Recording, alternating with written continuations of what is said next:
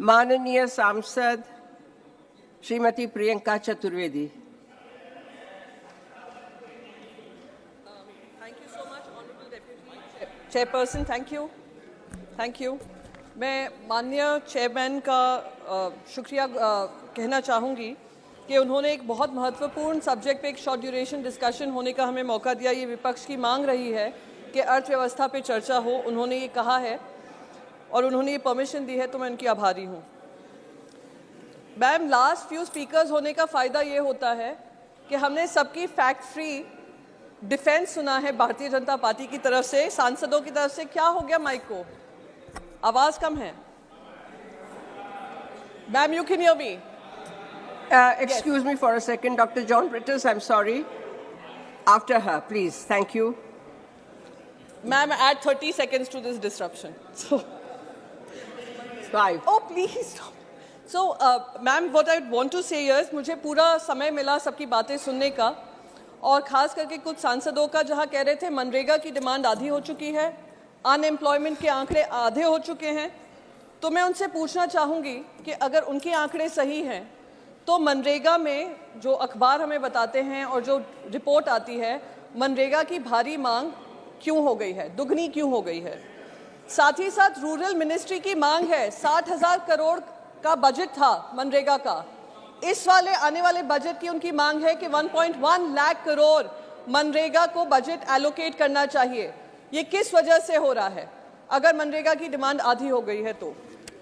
दूसरी बात मेरे समझ में नहीं आई जब एक माननीय सांसद कह रहे थे, जिनकी आदत है टू डिफेंड द इनडिफेंसिबल, कि अनएम्प्लॉयमेंट और इन्फ्लेशन से जनता को किसी तरीके का फ़र्क नहीं पड़ रहा है, इसलिए उनको चुनाव में भारी बहुमत मिल रहा है। तो अगर उनको किसी तरीके का दुख नहीं है इन्फ्लेशन, महंगाई को लेकर, या अनएम्प्लॉयमेंट आधा हो गया है, तो मैं पूछना चाहूँगी 80 करोड़ देश की जनता को जो राशन मिल रहा है वो किस वजह से मिल रहा है? या तो उनके पास रोज़गार है, और अगर रोज़गार है तो उनको ये 80 करोड़ लोगों को ये राशन की ज़रूरत क्यों आ पड़ी है?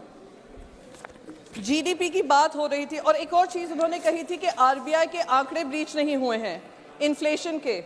मैं उनको याद दिला दूं, जैन 2023 में 6.52% इन्फ्लेशन था, फेब 2023 में 6.44% था, जैन 2022 में 6.01% था, फेब 2022 में 6.07% था, मार्च 2022 में 6.95% था, और अप्रैल में 7.79% था।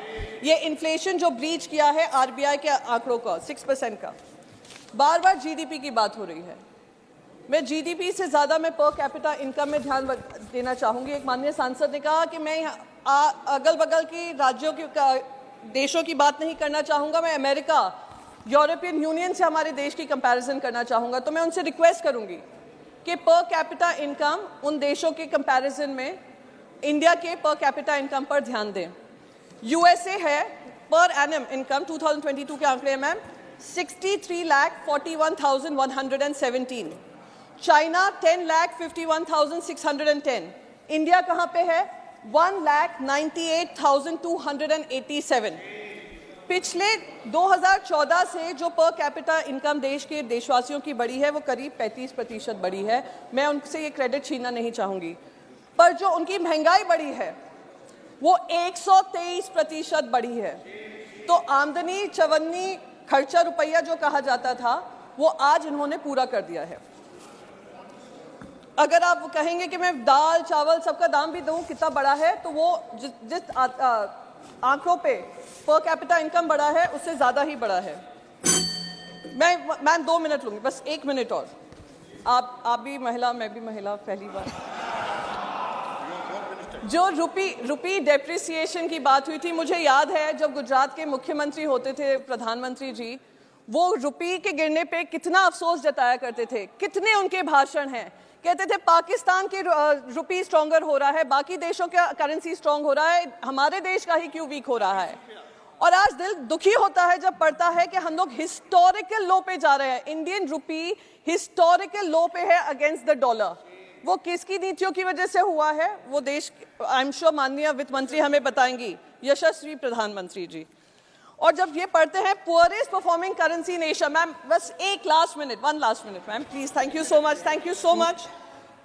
अनएम्प्लॉयमेंट के Madam, आंकड़े please मैं उस पे conclude. जाना ma'am please Please one conclude. Last में मैम लोन राइट ऑफ्स के बारे में कहना चाहूंगी। बहुत बार ये बात हुई है कि गरीबों का ध्यान दिया है, गरीबों का उत्थान किया है। 10.6 lakh crore loan right of हुआ है, जिसमें से 50% जो लोन राइट ऑफ हुआ है उन कैपिटलिस्ट का हुआ है जिनका पूरा समर्थन भारतीय जनता पार्टी का है। तो Madam, आप जब please गरीबी की conclude. बात करते हैं, सबका साथ सबका विकास की बात करते हैं, तो सही मायने में देश में Please सबका साथ और conclude. सबका विकास लाएं। आपकी आभारी हूं ma'am, thank you so much.